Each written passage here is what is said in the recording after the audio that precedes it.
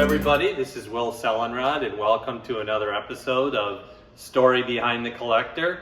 Today we're going to be talking to Les. He's got a fantastic lineup of cars we're going to talk about. This one is a 68 Charger. It's an actual Hemi Charger. We're going to take a look at that one. And this one is a 1987 Grand National.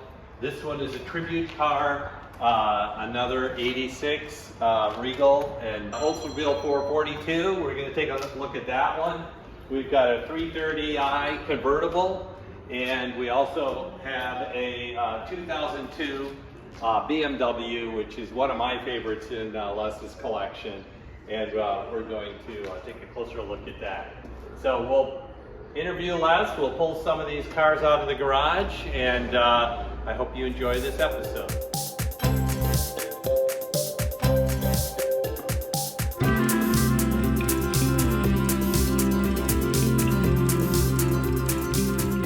Okay, everybody, I'm going to introduce you to Les, and he's the owner of these fantastic cars.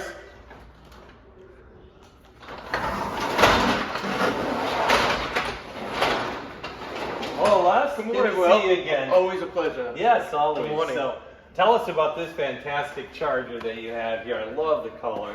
This is my newest car. I have it for about 2 months now. It's a 1968 Dodge Charger.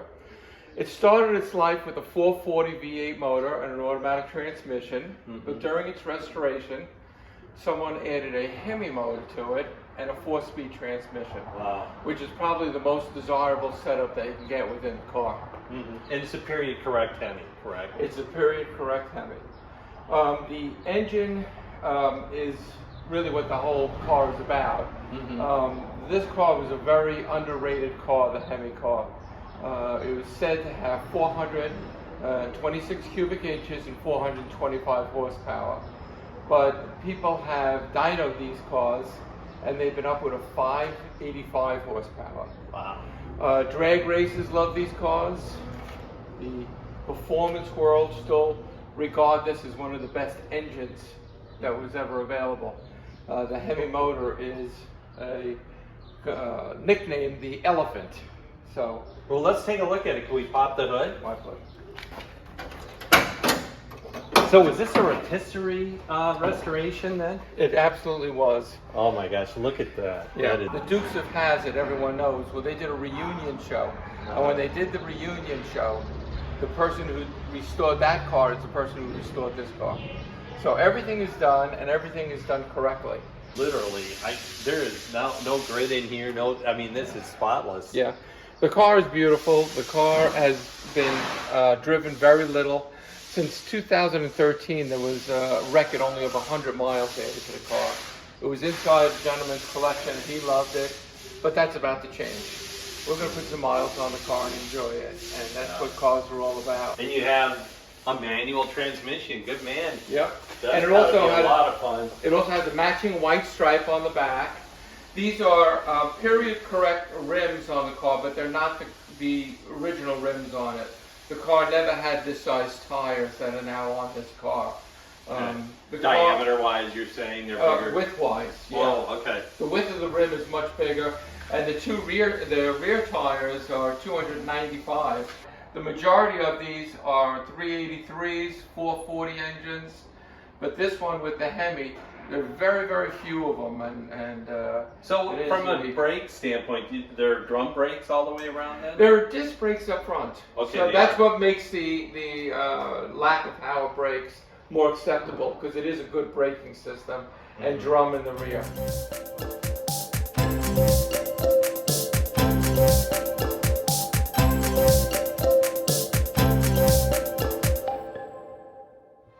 Okay, so what's next, Les? Well, this is a car that I've had for a while. This is a 1987 Buick Grand National. Started its life out as a Buick Regal luxury car, and then Buick added this turbocharged motor that they were working on for many years, but they didn't get it right until 86 and 87. In 86, the car had 235 horsepower, and in 87 it had 245. Now these were underrated horsepower. when this car has been tested, it's over 300. And please remember that in the 80s, it was a very dark period for performance. Yeah.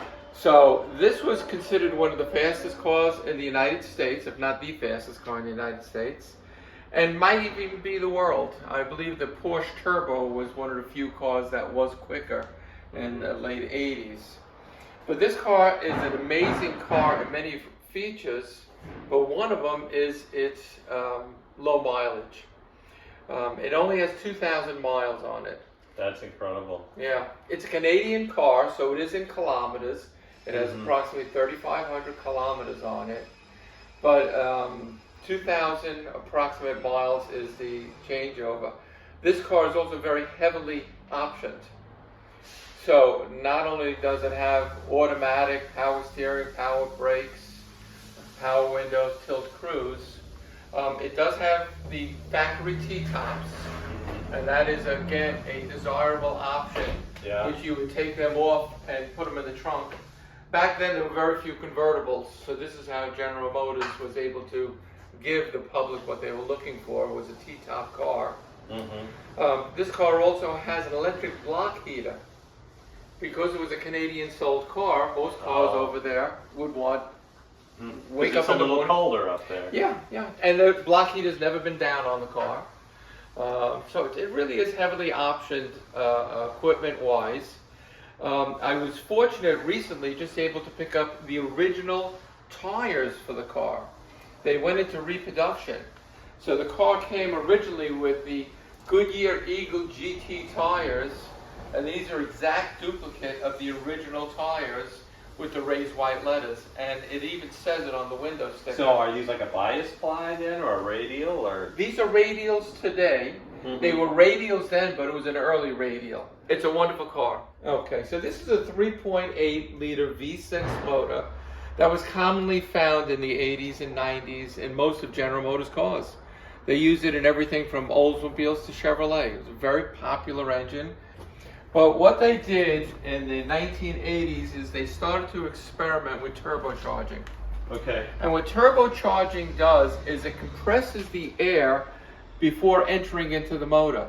So if you start out with denser air going into the engine, you're going to have superior power. But then what they did is they added something called an intercooler. And that's this unit here that's in front. And what an intercooler does is it cools off the air before going in.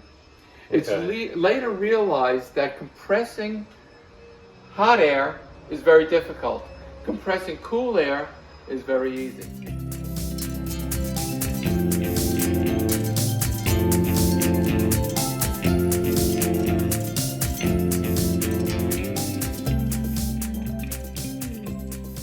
And then here we have another Grand National, correct? But this has a little different flavor to it.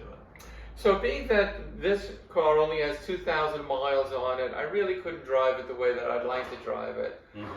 So I decided that I was going to get another one to drive. When I bought this car, it's what we call a rolling chassis. It had no motor in it. So at that point, I could not restore it to a factory original car because it didn't have the original motor in it. I decided to have a little fun and make it into a GNX Tribute car. So though this car started out as a Grand National, we added, as you can see on both sides, the wheel lip extensions. Oh yeah. And these bring it out about 3 inches, and that allows a bigger entire wheel package to go on the car for better performance and better grip. And then I see these side vents here. These are louvers, and these are real louvers. Okay. So, you know, one of the things that we need to do with all cars is you want to keep it cool under the hood. Yeah. A turbocharger, especially the early ones before they went into oil cooling the bearings on it, you would turn off a turbocharged motor, open up your hood, and you'd see it glowing red. Wow. So you really want to get the heat out of that compartment. Because as we discussed earlier, cold air compresses easier. And increases performance. And increases performance. So the Grand National started out, they took 547 of them, brought them over to McLaren, They added approximately all the same. None of them were T-top cars like that. They were all hardtops because they didn't want the torsion in it. Because of the added horsepower. Yeah. So they added the wheels and tires. They added the louvers. They added a bigger turbocharger. They added injectors for more fuel into the motor. They changed the rear end, and they've got probably one of the most sophisticated rear ends of any American car. It's a 4-link rear end system. Wow. And if you've ever seen a car take off at a drag strip, you know how they raise up? Mm-hmm. Okay, because of torque. Yeah. You'll have a raising up of the rear of the car. And you'll see some of the cars actually twist a little too. That's right. So this car huckers down. And all the weight gets transferred onto the rear axle before you launch it. Because of the rear end. Because of the rear end that they have added into this car. Yeah. So again, you can see it has a GNX turbo cover. And this was actually made by the person who made all the original turbo covers for it. So we were able to find the person on that. I try to keep it stock looking, but there are a lot of modifications on the car. This engine is built with what we call a roller cam. So instead of having two pieces of metal hitting one another, in between you have a wheel. So the wheel will soften it and allow you to have higher RPMs and also perform better. So this has a roller cam system in it. Mm-hmm. And it also has, to stick with the factory valve covers, we actually had to put spaces in here. So I have 4 valve cover gaskets on this, 2 on each side, one on one side of the space and one on the other side.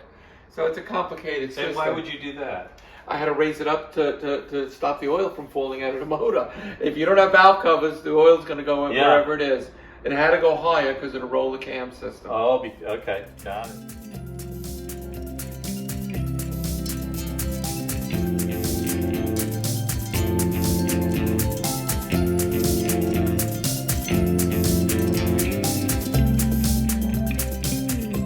Love the color on this Oldsmobile Les. This is just striking. Has this been repainted?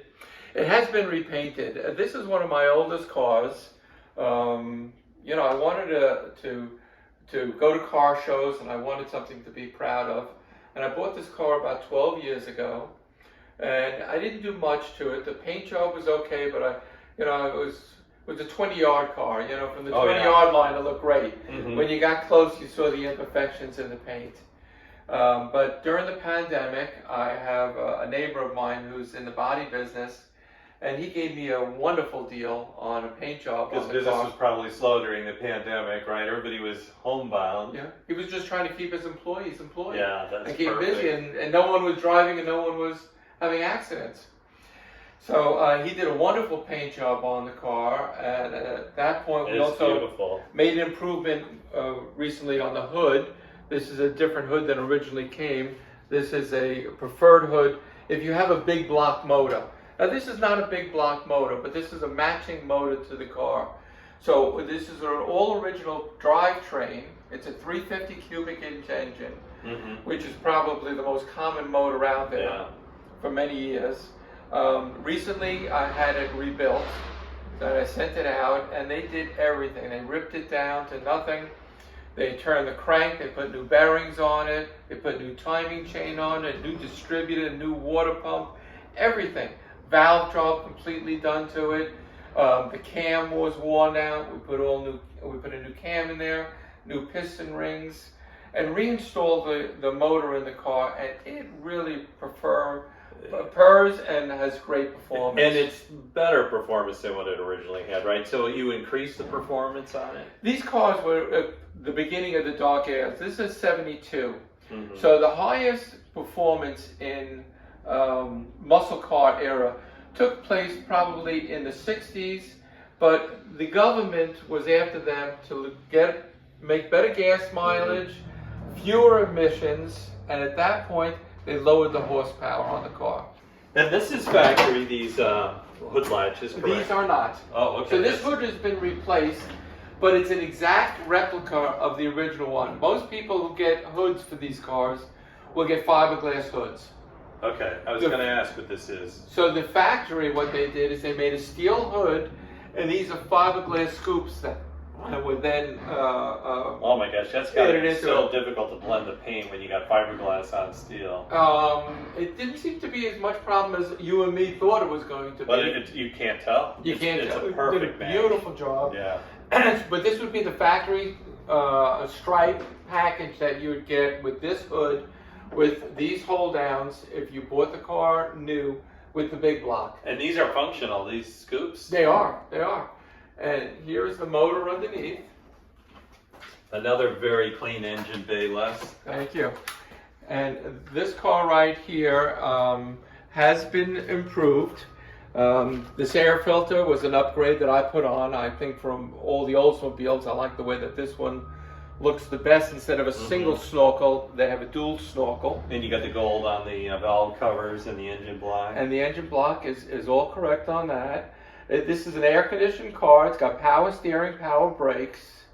One problem we did have that a lot of people who have performance cars come into, when you put a cam into a car, changing the factory camshaft, when you take your foot off the gas, you lose vacuum in the motor. And the trouble is the brakes work over vacuum pressure. So what I've added, and you can't see it, I actually have it buried under the fender on that side, is a can that holds the air, so when that situation happens, it will deliver the vacuum that you need. So this was a very important feature that they have. That's how they did it back then. Now you can actually buy vacuum pumps that will produce the vacuum pressure you need if your motor does not give you enough vacuum. Now this car also was equipped with what we call a Hurst shifter automatic. Oh yes. So they also nicknamed it the Her shifter. So if you take a look inside, you'll see it's called a dual gate shifter. And I'm actually going to roll down these windows for you so you can see inside without a reflection.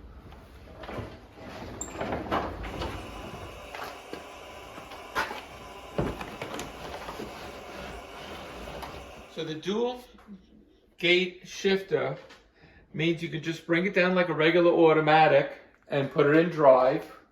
Or it has a side where you can pull over and you can drop it, and then you would manually shift it. You can do your 1, 2, 3 automatic. So that was hers. She would like it, boom, in automatic. Him, he wants to get a little sportier and do the shifting. In fact, right behind Will on the wall, if you notice, that's the Her shifter emblem. Yeah, right here. And that's a very famous emblem through time.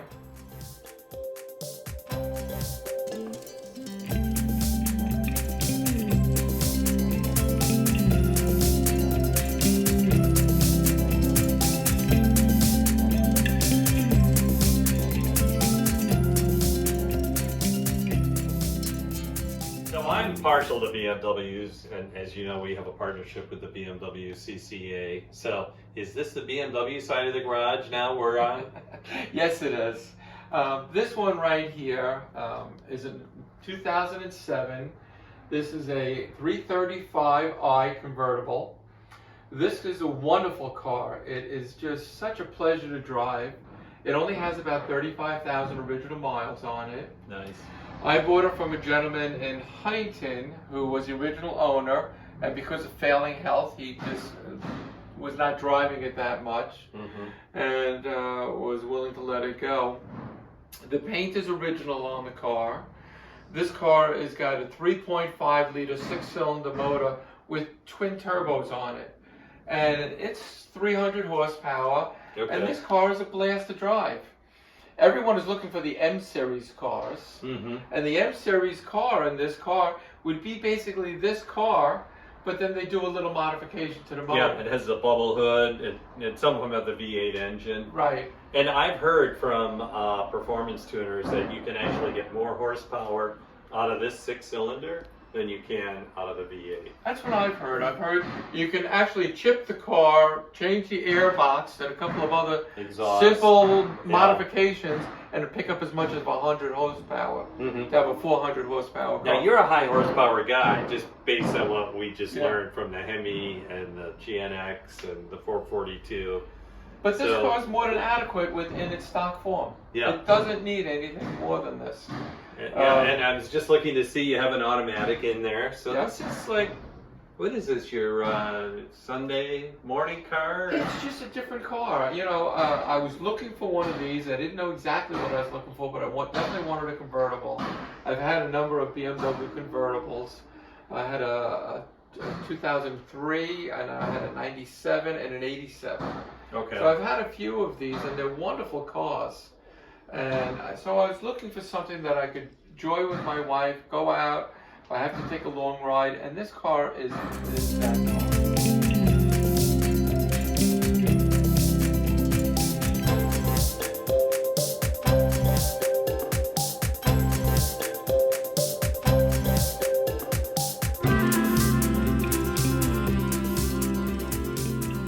Again, my love is always for BMWs, and while I really love your muscle cars, Les, they're fantastic, believe me. But this is still one of my favorites of all your cars. This is the 1974-2002, correct? TII. Let's add that little part to it. Yeah, that's a very important part. And why is that? Well, the BMW made the 2002. It actually started out with a smaller engine. It was a 1600, and in Europe they actually had smaller versions of it. But this is the car that saved BMW. If this car didn't exist, BMW we would have done today. Yeah, and they call this the new class or neo class? Something like that. Yeah, something like that. And when they first came out with this body style, what year was that? Do you remember? Well, it came out in 1960 something. So, yeah. And it had some earlier versions that didn't quite look like this, but did.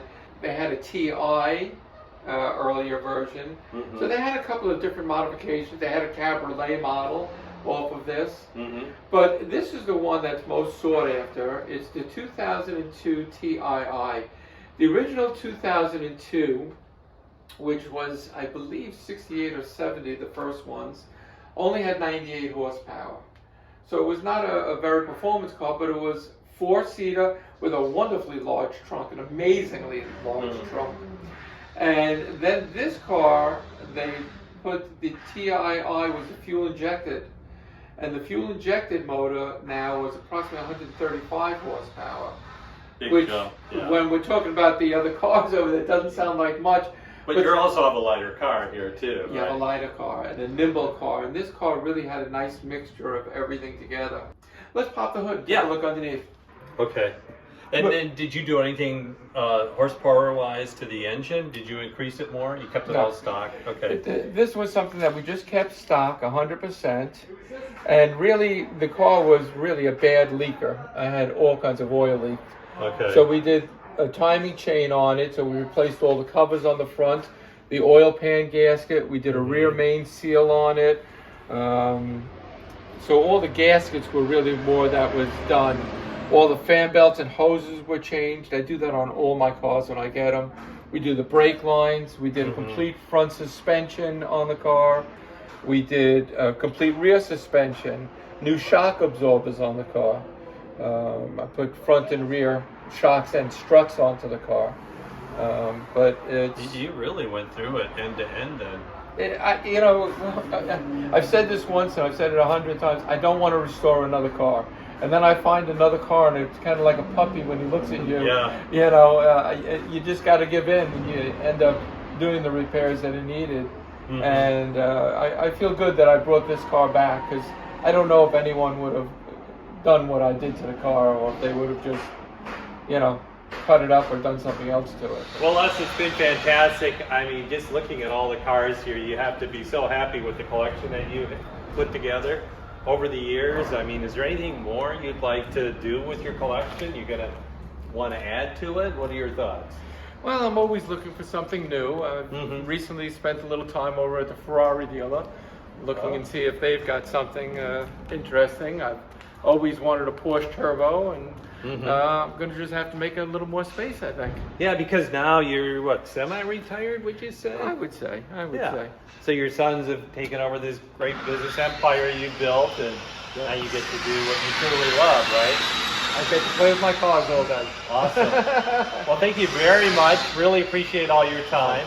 And maybe we'll get a chance to pull one of these cars out and listen to that Hemi and this little 4-cylinder. Let's do it.